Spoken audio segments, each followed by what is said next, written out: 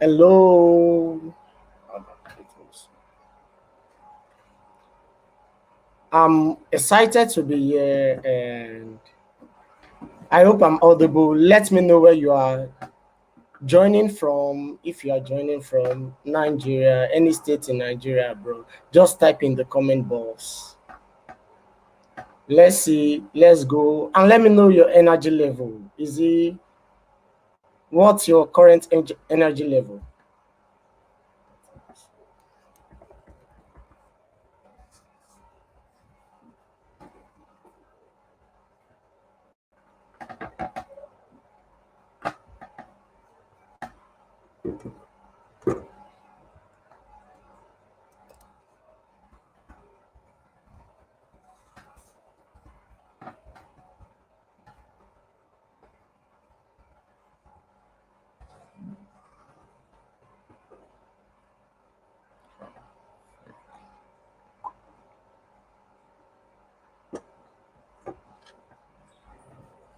Yeah. Okay, I can see Olade. Awesome. Our guest is here. I can see John.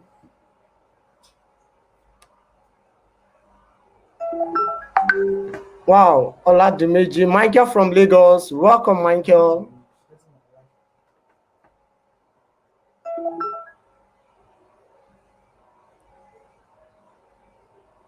Yes, let's know where you are chatting from. Let's know where you are joining from. I can see Michael from Lagos. Let's have it coming. Yes, let's know where you are chatting from. Let's know.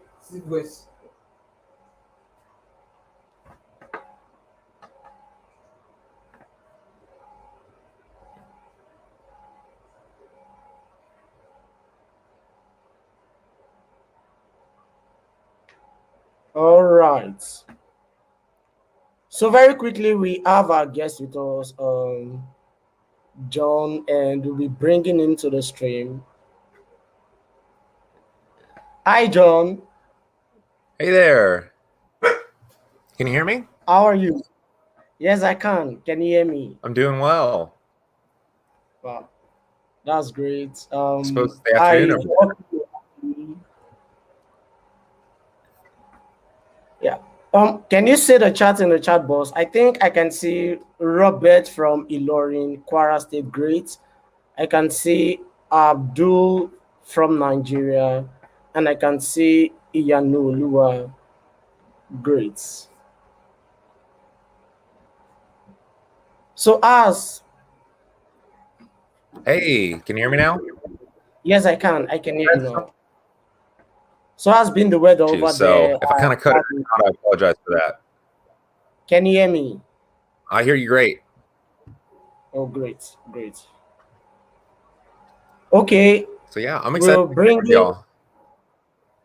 Yeah.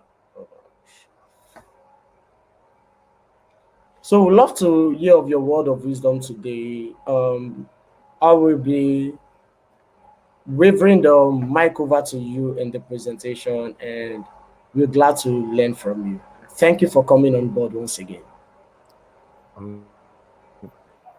Yeah. All right, you are on now.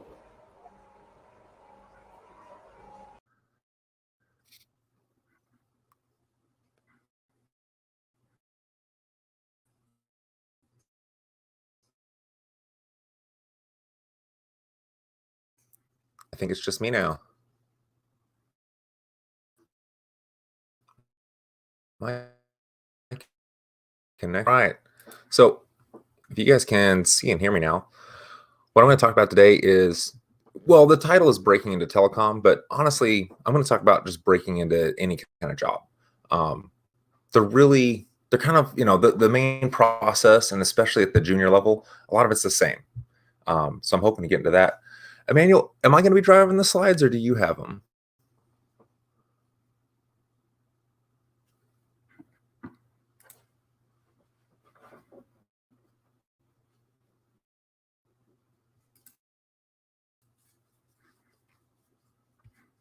Can you hear me?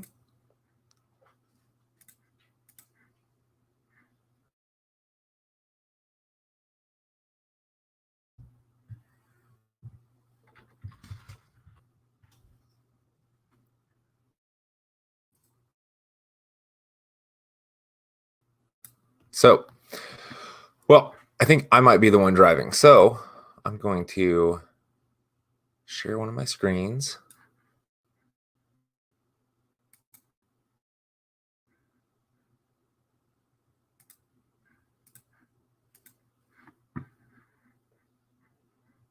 And get this presentation underway. And I'm going to hope you all can hear me well. Okay. So I'm going to teach you all about breaking into telecom. And first, I graduated high school back in 2007. And my main objective at the time was to get good enough grades and do enough in school that I am able to get into some of the top schools if possible. And if not, to at least just get into a university, because I figure it's probably going to help my odds. And it definitely does. Anybody who says you don't need a degree or that haven't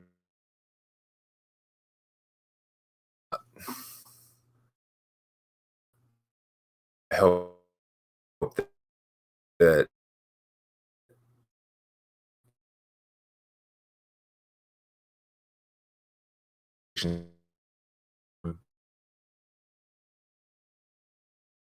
people with the bachelor's degree make 83%. 2007 to 2016, I was in school. And this is all an impact as possible. So that means joining student organizations, trying to get internships. And when you're in student organizations, make sure you're trying to get some leadership positions. You want to, try to be the president, try to be the VP, treasurer. Working with money and working with people that's business. That is business. So being able to, have that skill set is going to help. Then I was in school for a while. I don't know if you notice there from 2007 to 2016, I was in school for 9 years. I did get 2 degrees, but a lot of my friends call me Van Wilder. So that takes me to, graduation and getting my first job. So I have an engineering management degree and an international business degree.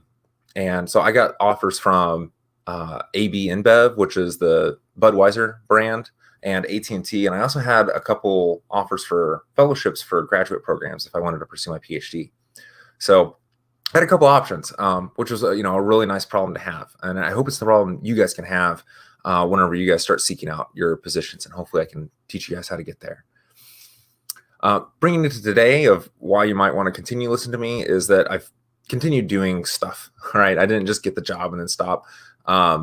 I've continued to hold various positions. One is being a technical project manager. I built cell towers and did cell tower additions across some of the states. I was a data analyst on the international team, same with being an application developer. So I made a couple of apps. That was really fun. Right now, I'm currently I wear a couple hats. I'm the comm lead and I'm the special projects lead for one of the implementation teams in the core network. So all that means is I kind of get those stuff that's weird and it's not, specific. A good challenge. And so because of some of the work that I've done, I've gotten some awards. I'm both a TDP and a Spark participant, which basically means I'm in the top 5% of the company. And I've also gotten a Making a Difference award a few times now. So that's been a lot of fun. Now moving on to the plan, right? So if you're going to get anything done that's going to have a big impact, a plan is probably a way to get there. So we're going to break this down into 3 things. We need to prepare, then we need to network, then we need to apply and interview. And so what does that mean? When we're preparing, preparation is ongoing. It kind of looks like it's I put it up here as like one little box, but this is something you're always going to do. Same with networking. They, stop doing these. And we'll talk about why a little bit later. So let's just go into what is prepare. So prepare is having the experience and skills. Now, experience doesn't necessarily mean like work experience. I've been working for 5 years or whatever, right? But I had years of experience before that. I had internships. I was leading teams, within school. And as long as it's real, then put it on your resume. So even if you did it in school, it's real experience. And when I say real experience, So a term that we use down here in the South is passing the red face test, right? Like, so if I can tell you something and I'm not going to get red in the face, right? I'm not telling like a white lie. As long as this is the truth, then put it on your resume. That is the truth. Your resume is going to be an extension of what you have done. And I won't, me or some other hiring manager is never going to know what you did unless you tell us. So skills, that's going to depend a lot on the business unit and the role. And I'm going to talk a little bit more of that on the next slide. That brings us to the network, right? Your network. You have a network. You already have one, and you're already networking. The question is are you doing it with purpose, and are you doing it, tactfully and strategically? So that means making meaningful connections and finding mentorships and sponsorships. Mentorship is just someone who gives some advice. Like I'm a mentor to a couple college students right now, and they literally just ask me questions, and I try to help them as best I can, or I point them to the right resource. A sponsor is a little different. A sponsor is someone who's might be in the decision-making room, and they're going to bring your name up as someone who can solve the problem. Now, you see the difference there, right? That's a massive difference. Someone's just giving you advice versus someone else is truly like advocating for you. Now, meaningful connections, mentorship, sponsorships, this is all thinking long-term. This plays out really well in the long term. And I know this works. I've got 3 job offers this year that I did not apply for. That's because there are other people in my network who've worked with me in the past or have heard about working with me in the past and have heard that it's easy to do so. So taking you to the application, we're going to get into some of this more later, but I just kind of want to frame up what we're going to talk about is applying and interviewing. So the resume, that needs to be all about the accomplishments. I'm going to talk more about resumes once we get to slide 7, but accomplishments. I cannot tell you how many resumes I've reviewed that are job descriptions. Okay. So I want you to think about being on the other side. Have a little empathy. And empathy just means being able to have someone else's perspective and know where they're coming from. So try to have empathy of the hiring manager. Okay. Let's say I'm hiring you. And let's say your experience has been a waiter or a waitress. Okay. What do you want to put on the resume for waiter or waitress? You probably don't want to put, had to memorize menu. Frankly, if you didn't do those things, then you weren't a waiter. Okay. So don't list things that I know you already did. Tell me things that you went above and beyond. You outperformed your peers. You taught your peers how to do something new. You implemented a training program for safety. Those are big accomplishments. That's making an impact in an org, and it makes it really obvious that I should hire you when I see that on your resume. So, and then I'm going to wrap up this conversation at the end of this presentation with talking a little bit about confidence and imposter syndrome. So there's a lot of people lacking confidence. I lack confidence sometimes. Some of the people you admire the most lack confidence, more than you probably think or that they would want to admit. And we'll talk about that a little bit more here in the end. So I'm going to get us to the next slide. Okay, so preparation. Something that I know I didn't understand when I was in school that probably would have helped me was seeing this.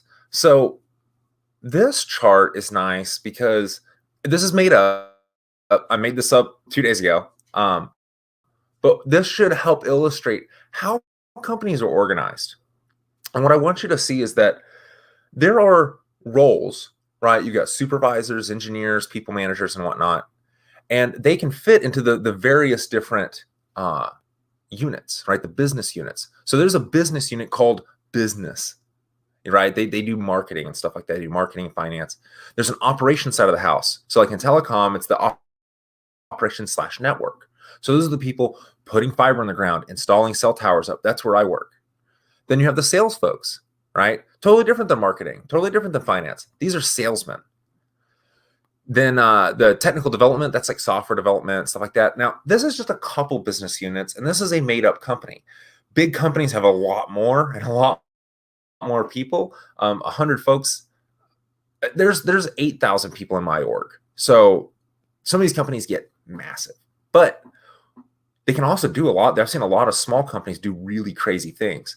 If you're familiar with Patreon, I believe they were like a 15-man development team for like the first 3 or 4 years. And they made a very large impact on the world so far. So I wanted to show you this, to show that you can be a salesman and work in business with an engineer, and you can work in a couple different places. There are sales engineers, there are business engineers. But one of the things I want you to take away is that there's more engineers in operations, networks, and tech dev, and there's less engineers in sales and business. But I want that to be an opportunity, right? Because there's a lot of engineers that want to be in tech dev. There's a lot of engineers that want to be in network operations. There's a lot of marketing folks that want to work on the business side. And so that's where they kind of fit. That's where they gravitate. And those are the places where people apply. So it's really competitive. If you're really interested, right, in something else, something I've really started doing in the last couple of years, and I've noticed that other people do, and it works very successful, is to lean into where they're different, or they're weird, or they're odd, right? Those are the people that make breakthrough impacts, massive impacts in their orgs. And what I'm talking about is like the one engineer there in business. There's not a whole lot of engineers in business, right? Because they don't like people. Is rare. It's hard to find. It's super valuable. So be that, if you can fit into that rare thing. You need the right skill set, right? So you need to know about business and you need to know about engineering to have that one role right there. But it could be you. Or if you just know that, hey, I've liked sales, I want to be. So continue on that preparation. So now hopefully you understand a little bit about like what kind of skills you might want to tackle. Let's talk about, two big things: universal skills and specific skills. There are skills that are universally applied. If you have this skill, you're going to be useful. And you can almost think of it the other way. If you don't have this skill, it would be difficult for me to use you, right? To have you be valuable in my org. If you don't know Excel and PowerPoint, I made a PowerPoint, right? I made that, the thing we saw before was an Excel sheet. If you can't use these are simple tools that we use for communicating information. You definitely can't do the second part, which is communicate, the written and verbal communication. This is used in every role. And learning to write things as short as possible without losing the meaning or context, that is hard. And frankly, we kind of taught that. I was taught that to do the opposite in high school and in college. They tell you write as long, right? You want a 10-page paper, 20-page paper, 30-page paper.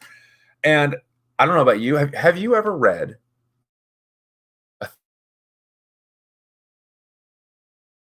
I've read like one. It had to be something super. So try to write as short as possible whenever you're communicating in the professional world. People value that because it shows that you value my time by communicating quickly.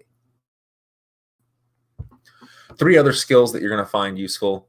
2 have been around forever. One's kind of emerging. Leadership. If you can be a leader, that's super helpful because you're going to find yourself in opportunities and situations sometimes, but I'll call them an opportunity where the leader in the room isn't leading the meeting. And so you get a whole bunch of people in the room and we're wasting time, which means we're wasting money. If you can kind of step in and ask some questions that might help get the room back on track, show a little leadership there to get the meeting back on where we're supposed to be talking about, that's going to be critical. It's going to be really helpful in getting you a job and in helping you grow within that role. Critical thinking. We need people that can solve problems at every aspect of every role of every company. You need to solve a sales problem. You need to solve a marketing problem. You need to solve an engineering problem. We need critical thinkers. So flex that if you can. And some of the best ways are some of those puzzles, right? You can just do things as simple as like, Sue is sitting across the table from Bob, who is sitting to the left of Jeff, who's to the right of Bobby, who's to the left of Bobby, right? And you can do these sort of like fun word problems. They do quite a bit for critical thinking. And something that's emerging now is data analysis. Data analysis is something that used to be kind of specific, but it's really it's really growing.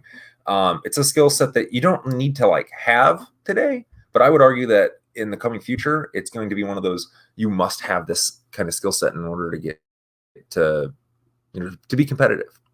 Now, specific skills. This is where it gets a little tougher, but I have a tool for you. I really want you to check out jobscan.co. It is a great tool to do ATS. So ATS stands for Applicant Tracking System. If you've ever applied for a job online, you've gone through an ATS. Taleo is one of the biggest ones. So if you've ever seen their little URL, it says Taleo. You're in the Taleo ATS. What JobScan does is it does what those ATS systems do, except it tells you your results. It's a really great tool. Honestly, now that I'm thinking about it, I probably should have had a little visual showing you how it works. But basically, you can drop in a job description, and then you drop in your resume.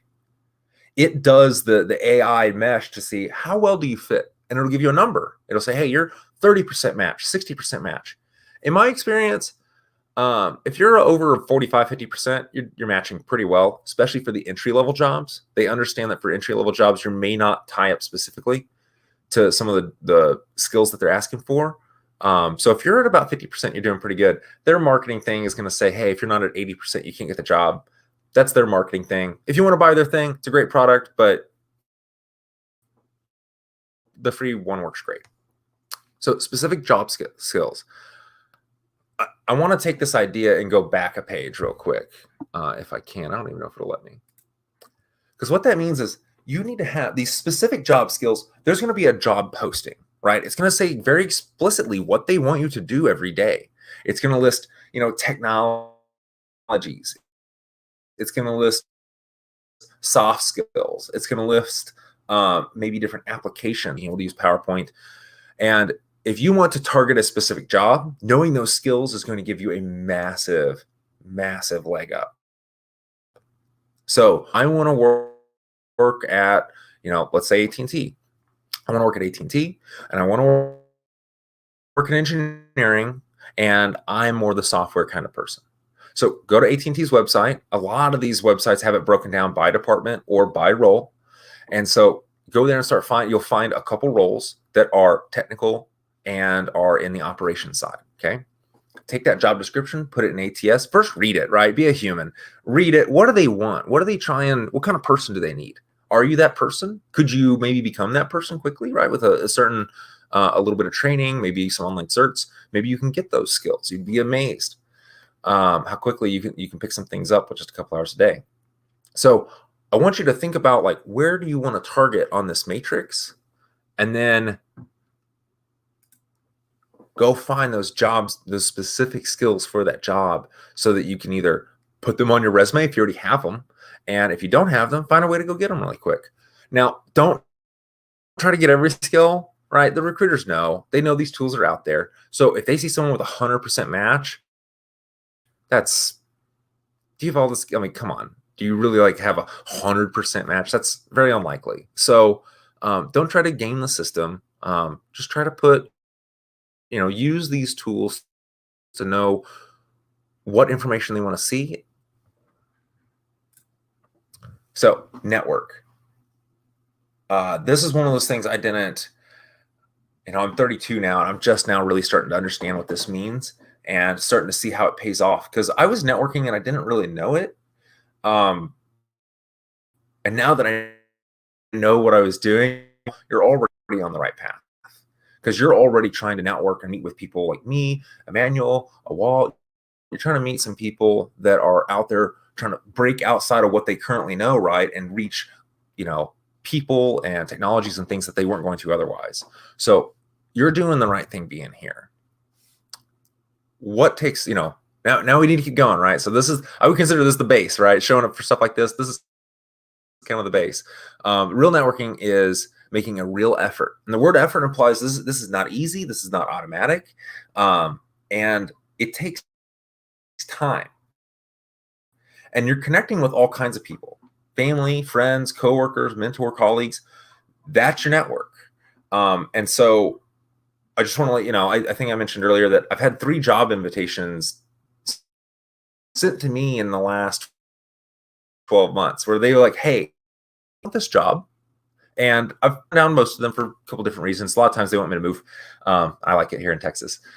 So what that, I want you to take the old saying. There's this old saying, at least it is over here in America. It might be over there. There might be some translation in Nigeria.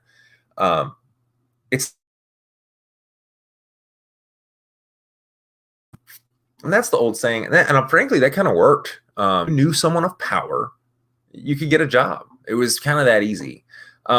It's changed a lot. It's way more competitive. And so it's not what you know, and it's not who you know. It's who knows what you know. So this implies that the person of power, this person that might be able to give you a reference or whatever, it implies that the skill that you have, they understand how you can be valuable to them. So put very plainly, be valuable, stay relevant. Now, value comes in so many different forms, right? If you can connect me with more people, that's valuable. I'm looking to connect with, like me, like right now, I'm looking to connect with people. Part of why I'm here. That's one way. Another way is to write. How many people, I mean, you're reading text I wrote, earlier this week. I spend a lot of time reading books and reading forums online to get knowledge. That's value. That I can see that value. And, if I go read something,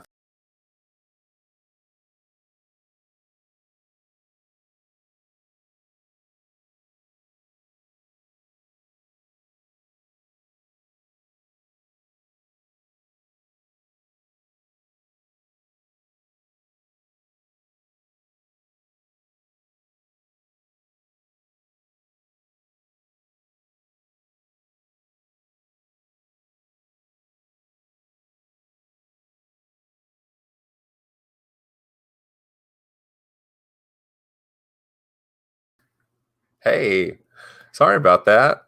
Like I said, I've been having some connectivity issues. I got new internet last week. So this is the price I pay, I suppose, right? So let me bring up my deck again. It's trying.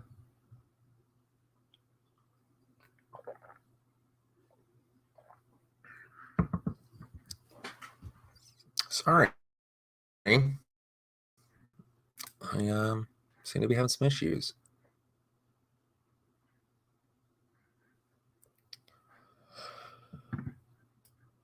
One moment. I'm going to have to close out of Chrome.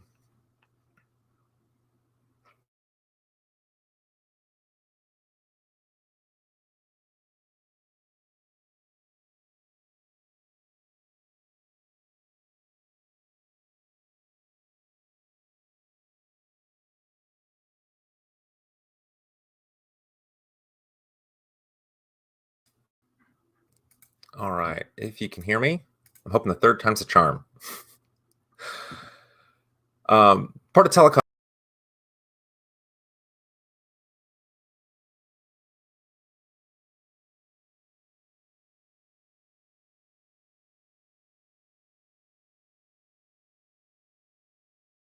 But make it easy for the other person to see that value. Some of that's being loud. So let's talk about that. We're going to get some confidence in talking about imposter syndromes. So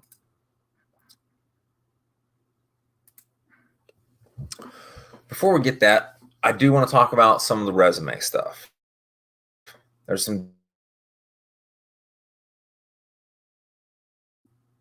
a lot of subdue.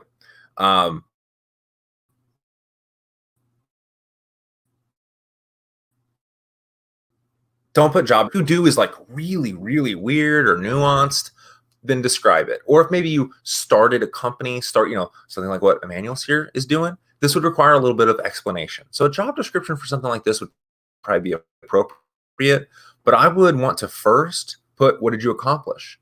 Did you grow your subscriber base? Did you drive up revenue? Did you save time? Did you whatever? But try to avoid job descriptions, please. Do not use more than one page. If you're on this call, that means you are a junior-like person or an intermediate person in their career. You're at the one-page level. I'm telling you, if you're on this call and you're trying to learn this from me, you're at one page. I have a one-page resume. I've been working for 5 years. I had 4 internships and 9 years of college. If I can fit it on one page, you can too. So don't use small or silly font. You can use a unique font, but make it very legible and professional. Now, getting creative, that's a little different. It kind of depends on what you're seeking. If you're doing like a design role, a creative resume is obvious. If you're doing a more technical role, it's probably not going to do a whole lot for you. I have a fun resume. My current resume is, I think, kind of neat, but it's definitely not like flashy or distracting, because my resume is a list of the accomplishments that I've done. And so what do you want to do? You want to list those accomplishments, skills, volunteer stuff, any awards, education, and certificates. Definitely get all that stuff on there. And skills. I had one of my mentors. This was great. I couldn't believe it. I was telling him, like, he showed me his resume, and he had two things. He had Office and like Python. That was all of his skills. That was it. That's all. I'm like, come on, you know so much more than Office and Python. Come on. And he said, that's silly. It's almost ridiculous, actually. And he didn't know. He hasn't been in the workforce a whole lot yet. So, but I'll tell you what, my wife, that's how she gets jobs, is soft skills. That's her whole occupation as a manager, is team leadership, teamwork, collaborating, inspiration, negotiation, project management. These are all soft skills. I just described a manager. That's someone who manages people. So do not, not list soft skills because you think they're padding or something like that. And I kind of felt that way too. I'll admit, when I was in college, I thought all the soft skills were kind of nebulous or fluffy, but they're not. They're real. And I'll let you know, hiring managers are looking for that on your resume. So get those on there. Make sure you're bolding stuff. You have all these cool tools for, you can use colors and stuff like that. Add caution on colors, but definitely use bold, italicize, and underline to highlight key things. If you're going into data analysis, SQL and Python need to be bold and underlined. I need to know that you know those things. They're basic, they're foundational things. If you're going into sales, highlighting some big sales thing that you closed, right? It would make it obvious that you're a good salesman, right? If I can see this, sold $300,000 in, some new business service, make the 300,000 bold, make my eyes come to that point so that I can see and just make it super obvious and easy for me to see the value that you bring. Now, there's a whole lot of other people that you could listen to about resumes that will tell you a lot more specifics. I think it's subjective. Personally, this is John Elam's personal opinion. Some people say flashy resumes are dumb. Some people say flashy resumes are the only way to get a half color. I've seen everything from you need to have a photo on your resume to, in some states in the United States, and I believe in some countries across Europe, it's illegal to have a photo on your resume, or for at least for that to be accepted. It's kind of weird. So everything else is kind of subjective, I would argue. I also take the opportunity here to filter out people I would work for. So I make my resume really personalized and what I think is fun. And so if you don't like it, you probably won't like me, which means we probably won't work well together. So yeah, some people fight me on that thought too, but I'm really curious. I'm going to go read all the chat, by the way. So if you guys have thoughts on how I do resumes, I'd love to read it. I wanted to show you guys what got me my job. This isn't my current resume. This is 4 or 5 years old now, but this is the job that got me, or this is the resume that got me my job at AT&T. And I'm not gonna read it or anything, but I do want to point out a couple things in the day, and a couple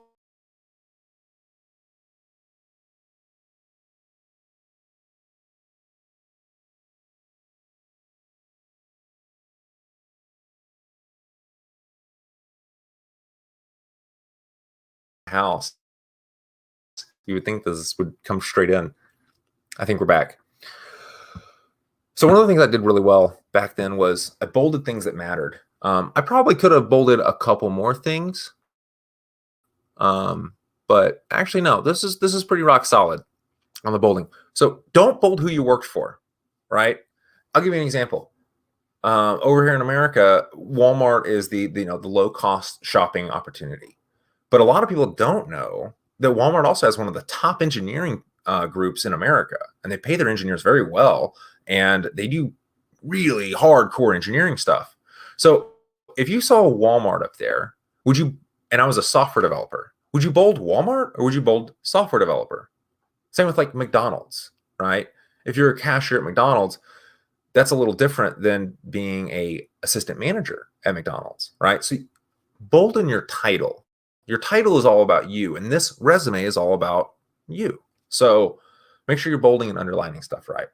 And like I underlined my Six Sigma certification. That was something that a lot of people, especially for a recent grad, didn't have, and it gave me a really big leg up. So I wanted to underline that so people could really quickly see that, oh, hey, he did that special thing, right? Another thing I think I did well was the order of info. So you want to start out with experience, and then you want to move all the way down towards your education should be at the bottom. I see a lot of people put education up top because it's like the thing they finished. But frankly, your education in a lot of these, environments that we're in right now, that's your ticket into the door. That's what got you the interview. So put the education down at the bottom because that's the whole reason they're even looking at it, right? A lot of times. I also did pretty well. I listed some accomplishments. So like I've built, you can see, if you read all the wording, I'm not gonna read it all, but I did some things. I didn't just list the job description. Now, some of these are job descriptions, and that's where I did bad. And I also probably didn't list enough skills. I didn't list critical thinking or financial analysis. I did have critical thinking and financial analysis skills at the time. So I should have listed that. And I think I shortchanged myself on some opportunities that I probably could have got. So confidence and imposter syndrome. I want you to understand that you're not, and for a lot of these roles, you're not competing against like someone like me or someone with like 10, 15 years experience. You're competing against your peers, other people like watching this webcast, other people who are either like in school or just now graduating or just had their very first job kind of thing. Those are the people you're competing against if those are the jobs you're, trying to get. Now, if you're trying to get a directorship, you're going to be competing against, some higher level people. But I want you to understand that you're competing against your peers. And so don't feel like you need to have, 5, 10 years experience. A lot of times you'll see that they want 5 years of this, 7 years of that. That doesn't necessarily mean that you were paid for 5 years to do that skill. It just means, have you done that for that many years? So an example would be SQL. I want 5 years of SQL. Well, if you spent the last 2 years of your undergraduate degree doing SQL, and then you've been working for someone else doing SQL for 3 more years, now you have 5 years of experience. So don't shortchange yourself on what you have. And bear in mind that everyone who's in your position is trying to get the same kinds of jobs, right? They're trying to get jobs where they say we want 5 years experience, even though you don't have any. Because you got to understand that someone like me who has 5 years experience is trying to chase down these ones with 10 or 15 or 20 years of experience. So we're always trying to like push the limit. And a lot of recruiters understand that. And I want you to understand that if you don't meet all of the minimums, that's okay. If you meet 65% of them, you have a good shot. I've actually seen on LinkedIn some really good posts of people showing jobs that they got where they didn't meet the job descriptions. And I've seen quite a few of these. You could argue that I didn't really meet all the requirements for the job that I got at AT&T. But you can make up for things in other spaces. If you got more leadership but less technical, that's good. If you got more technical, less leadership, that's okay too. And these are just two dynamics. There's so many. So just understand that you're competing against your peers, okay? I also want you to understand that imposter syndrome is super real. You're probably going to, if you haven't felt it, you're probably going to. I've heard the numbers range anywhere from like 60 to up to like 95% of people, of professionals, experience imposter syndrome at some point in their life. So what that means is that every single one of your beloved actors, scientists, CEOs, politicians, at one point they felt like they didn't belong in the seat they're in. And I want you to know that we're all humans. Even those people you look up to, they're just humans. We're just trying to make tomorrow better for ourselves and those around us. So I want you to understand that I really want, this is something that I really think, mental health is not something that we've just recently started talking about in society. And this is a big deal. Um, I know over in the States, suicide has kind of gotten to be suicides on the rise. And it's a lot of this. It's a lot of not feeling like you belong, or you doing what you need to do is tell people about it. I also want to share with you, I think I'm about to close up. I think this might be my last slide. There's a hard truth. There's no way around it. There's no fix, but it's something you need to know because it's real. Most jobs are filled before the job is even announced. And I want you to think about what that means. And I want you to really think about like what that should mean for you when you're applying for jobs. If you apply for 20 jobs, 50 jobs, 100 jobs, I applied for somewhere in the neighborhood of 85 jobs when I graduated. At the junior level, maybe not all of those are spoken for, but the second you go up one level and you do the not in college grad anymore, right? You're going up to like being an associate, whatever, or maybe even a senior something. Literally, in my experience and in the experiences of people I've been talking to figure out if this is real, 50% or so of those jobs are filled. They have to post them online for legal reasons. They have to make the attempt that we didn't already have someone in mind, because there's like all these HR policies for considering a diverse pool of candidates. But at the end of the day, a lot of these people are pre-chosen before they even put that job out on the web for you to go apply for it. So if you're not getting the job, I just want you to know and understand that it might already be filled. So don't feel bad. You keep applying. But I would argue that the best thing you can do, right, if you're in the seat right now watching me trying to learn how to get a job, network. Go meet people, find a way you can help them out. They will remember that. So be valuable, stay relevant, and find a way that you can connect and be known. So with that, I think I'm pretty close to the top of the hour. If you guys got any questions, I'm going to come over to the YouTube chat room and see if there's any questions y'all have that I might be able to answer. Cool. One looks like Brahari is wanting to know if I can share the deck. Actually, I think if you follow me on LinkedIn, I think I'm actually going to put this deck on the on my LinkedIn page. So if you wanted to kind of peruse through it, I think I'm going to get this loaded up there. I'm sure Wallace probably going to get this loaded on the YIEE LinkedIn site as well. So expect to see the deck coming out pretty soon. So there was a question: how can I understand a company better, know all the available roles, and what they do during the job search? It's a really good question. So understanding a company better, right at the gate, the about us, right? If you can just read the, what they think they are, right? They're going to tell you how they feel about themselves, and you kind of see if you fit. There's going to be some culture here, right? If what they're talking about doesn't line up with how you feel, then you're not going to be motivated. You're not going to feel that drive. So the About Us page is going to be a great spot to start. Their careers page is going to have a breakdown of all of the different roles that are available. Now, a lot of times they're broken out.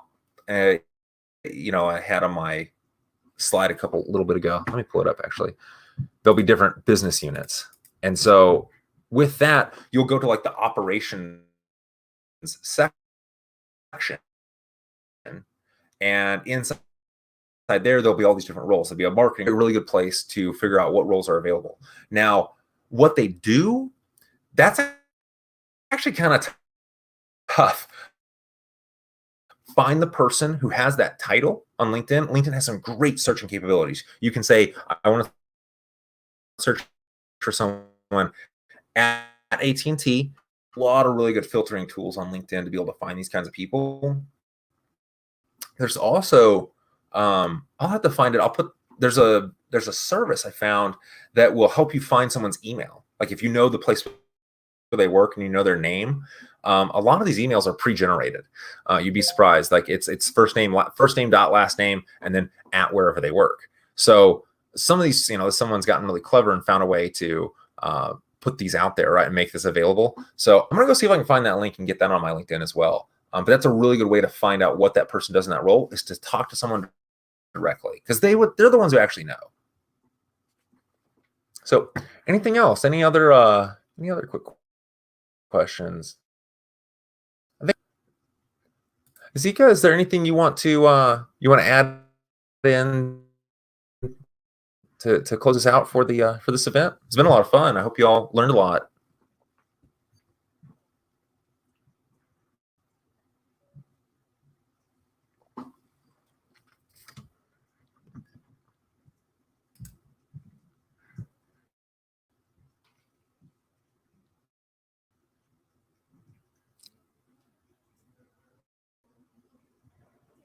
No questions? Okay. Well, everybody, it's been a lot of fun. Connect with me on LinkedIn. I'm always happy to help and, point you in a direction if you got any questions about what's going on. I really like this. The reason I'm here, I just like doing this. So, yeah, I'm really looking forward to connecting with you all and hoping to see you all grow and watch your journeys kind of blossom into something really fun and impactful, right? That's the goal. Oh, I think there's a quick question coming in real quick before we close.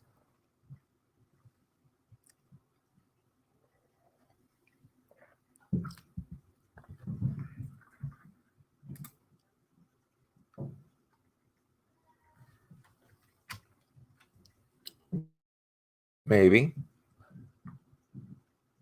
Is that Salami? Is that how you pronounce that? I think you had a question.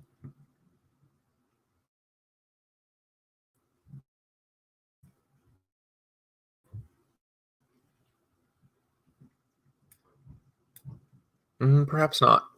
So, well, Salami, if you do have a question, just ping me out on LinkedIn. I'm sure I can get it answered for you as best I can. But with that, I hope you all have a great weekend. And I really look forward to hopefully doing something like this again in the future. It's been a lot of fun. Cheers.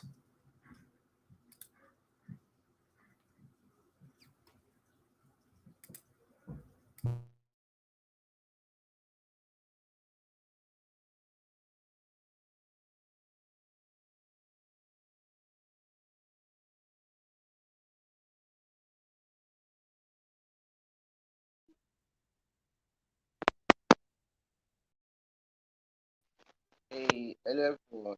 Good evening. Hi John. Hello Emmanuel.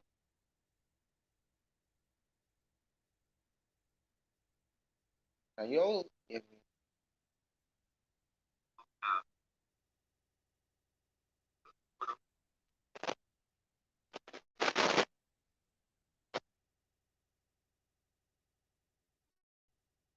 Okay, I want to know if you get me. Someone drop something in the comment section.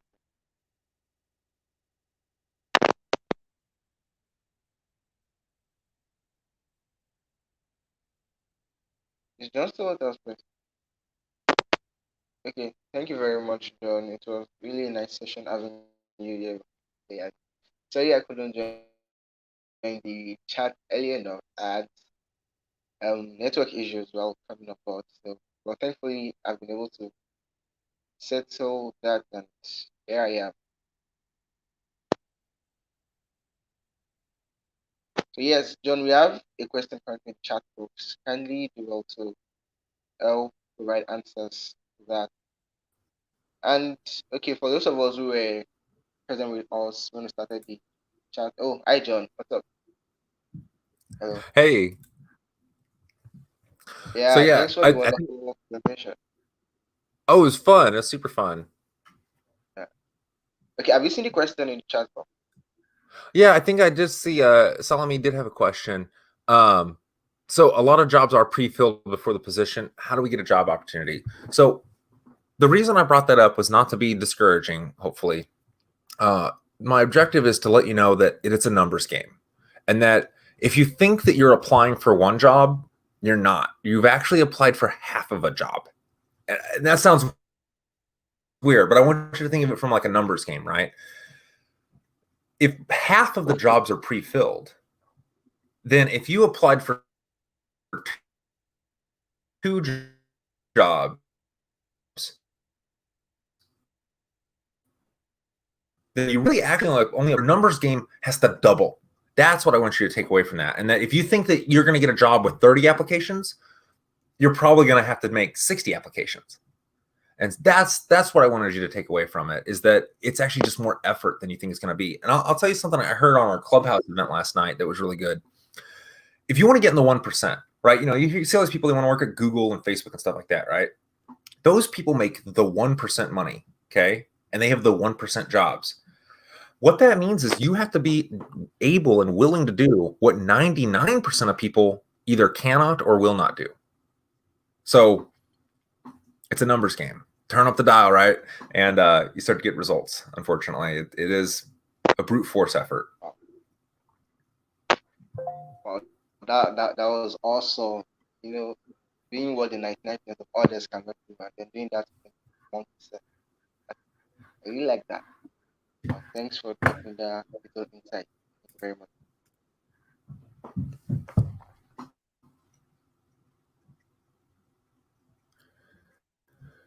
Cool. Yeah, and then Elijah, are you still there? I'm sorry, what was that? I said, are you still with us? Okay. Yeah, so I went blank for a moment.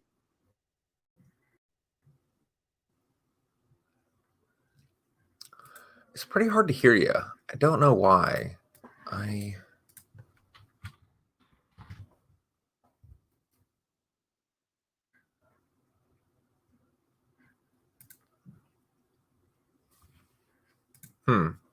That's odd. Well, guys. Oh, is that better? Oh, yeah, I Hey, think our network is really fluctuating.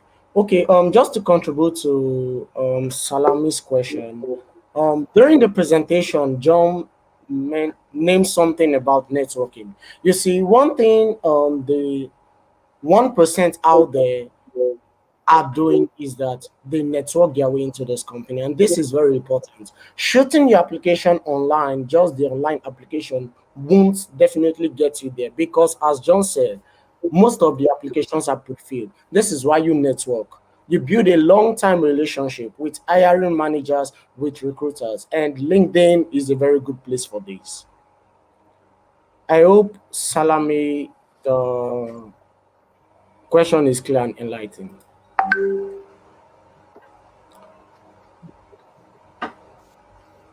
Okay, welcome back around. Can you hear me, please? So thank you very much, Manu. I hear you. Oh, great. I hope you agree with that, John.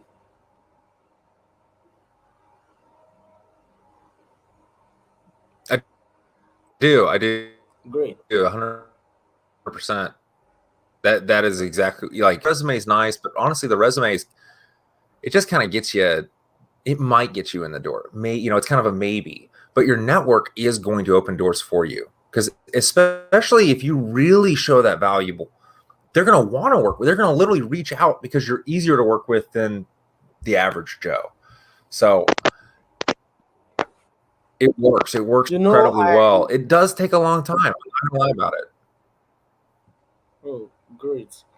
You know, I remember applying for an application recently, and what happened was when others are shooting their resume into the HR department, I just networked my way into contacting the manager direct. And the job process, which ought to take 2 months, within the space of less than 7 days, I got the job. So it's about networking, building a long time before you know you get it all. Thank you so much for the awesome show. Okay, yeah, Emmanuel, then Okay, over to you, Awal. yeah, you you saying that you were able to talk with the manager and then getting the job in the space of less than 2 months. Now, let's say a typical person currently in the chat Where I lost him. watching this live stream at the moment, how will that person be able to get in touch with the manager or the HR of a particular company in order for them to have that kind of rapport or communication that they can leverage on in order for them to get job opportunity at such. Okay. Sorry, I did not get that. Your network is quite breaking. Or is it from my end? Okay, let me come over. Am I audible enough now? I can't hear him either Yes, very you are. well. You're audible now. Okay, fine, thank you. Yeah, so I said, you said you were able to get the job in a space of less than 2 months because you were able to talk with the manager in charge of the opportunity. So now, looking at the typical person on this live stream right now, how will they be able to leverage on such opportunities that will give them access to HRs and managers in their intended industries or space of works? What suggestions can you give to Okay. So I think I John, missed the would you like? beginning of the question. I heard the end of the question talking about being able to work with in a specific industry, but what was the beginning of the question? Okay, I think is asking, what suggestion will you give to our audience currently for networking? How do they network their way to get in touch with hiring managers and then the recruiters in this company which they want to work with? So networking is tough. It takes a long time. The best way is to find a way that your special thing, right? What makes you unique, and not just like unique in a fun way, right? What's your unique value, right? Are you good with colors and art? Are you good with people and putting together like events like this? Like we have this event, we're doing this right now. This is a massive skill set. Being able to organize these, this is a whole job. People have whole employment jobs just for setting up stuff like this, right? You're already doing it. You're already networking. So I would challenge the audience to, as much as they can, engage in activities like this, but not as an audience member. Okay.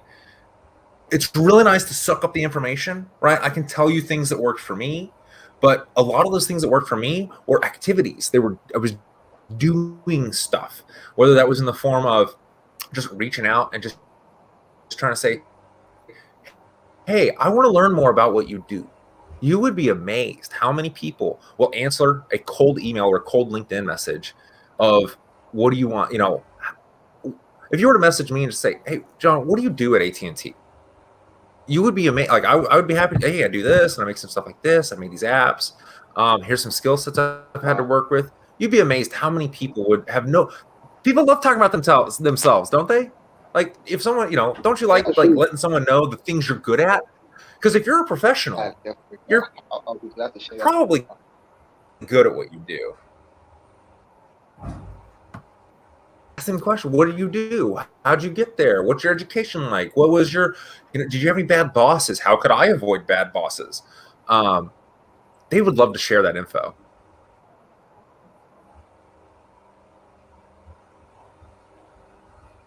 So that's probably where I would start. The next step is value, right? Let people know, make videos, add value somehow. You'd be amazed. Now that I can't tell you what to do, right? Because I'm a developer. I would tell you to go make an app. But what if you don't, what if you're in marketing, right? You need to learn the marketing thing, to be honest. What do marketing people, how do they show their value? If I were to guess, I would guess that in marketing, if you can show that you've linked a group, driven the engagement from 20 people to 7,000 people a year, that's marketing. You just showed me your value right there. You did something.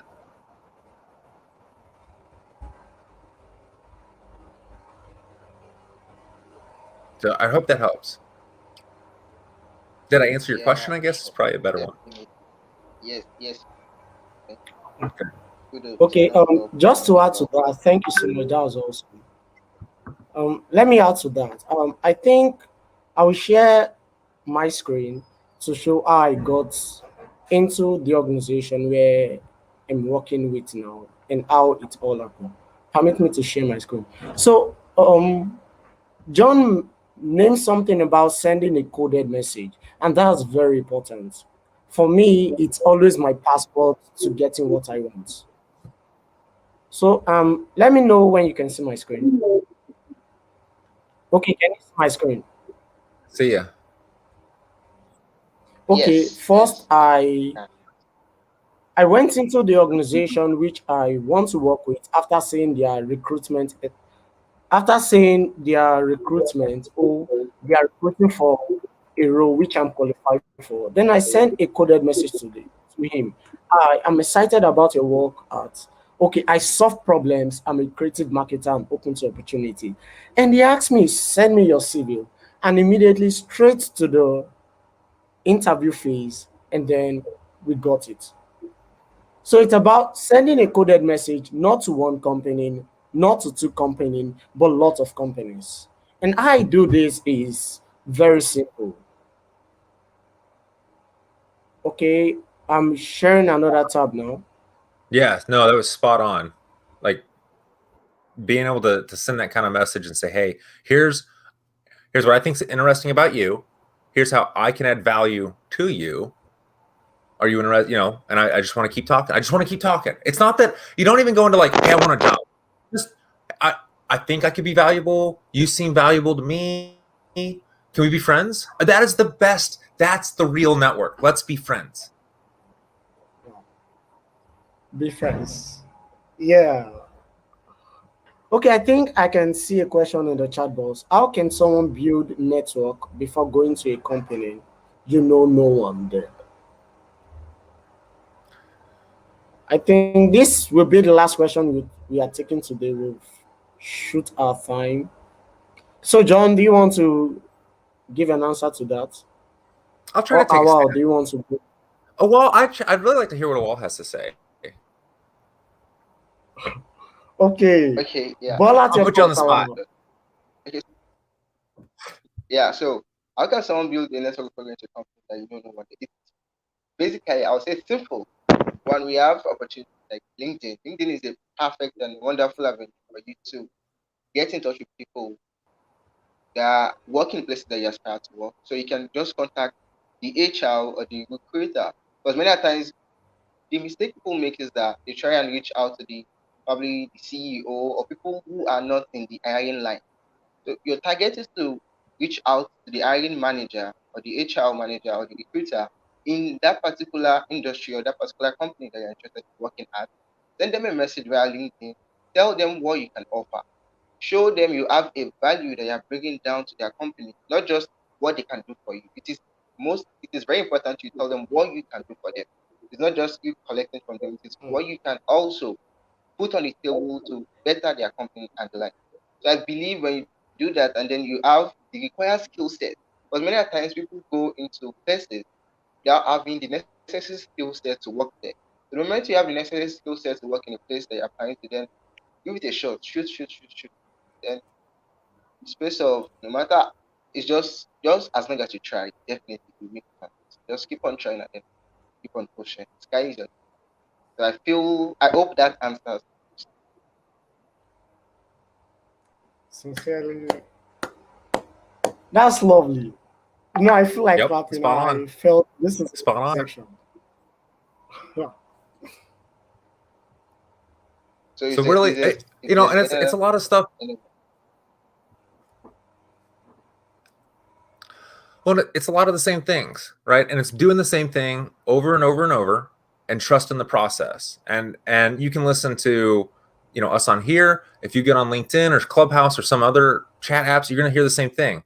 It's repeatedly doing these small things over and over and trusting the process it will circle back around, and it will. I guarantee it. There is a numbers game, and some people are going to say no. Some people don't want to talk to you, but probably half or more do. So really, truly, it's about putting yourself out there is a big part of it, and then let them know your value.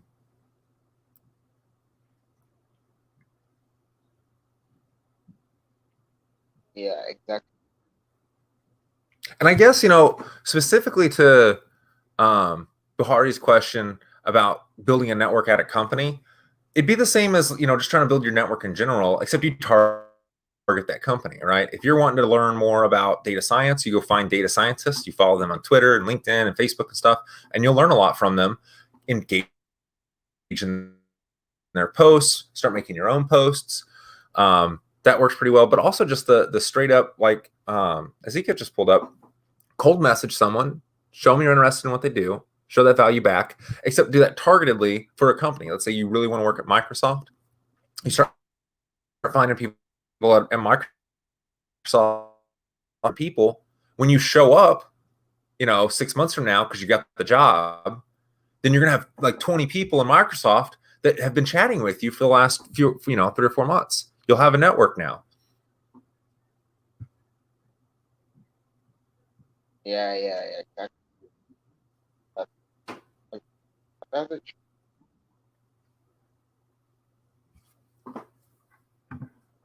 Emmanuel still around? Seems went off the chat.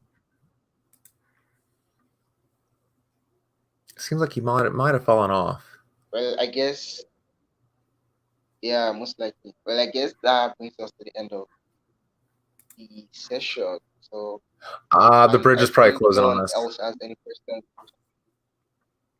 Yeah. So, John, like it was wonderful having you here today. I really enjoyed the chat session today. It was fun. Yeah, yeah. So it's amazing. We hope to have you around next time, probably by the end of the year, because we do this joint speaker session where we have speakers from January to December. So it's like an hangout, so to say, where we have fun and games together, just to chill out and then relax from the hecticness of the year. We hope to see I'd you be then. happy And to then participate. you can, yeah, thank you very much. And then people can reach out to John on LinkedIn. So it's LinkedIn.in/John Elam. So Emmanuel will send his LinkedIn link to you guys, the email, will forward it to your emails, and then the document as well, document slides that you use in presenting, we forward it to you guys so you guys can make use of it and then use it to the best of your opportunities. And then we hope you guys get the best of jobs, the best of salaries, and then we'll see each other at big places and bigger places. So thank you once again, John. Nice Thanks for having you. having me. Yeah. So Yep. that bye Have a bye great weekend, everyone. guys.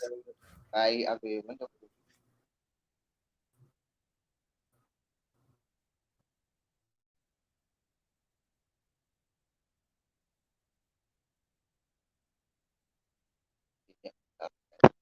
Wow, wonderful.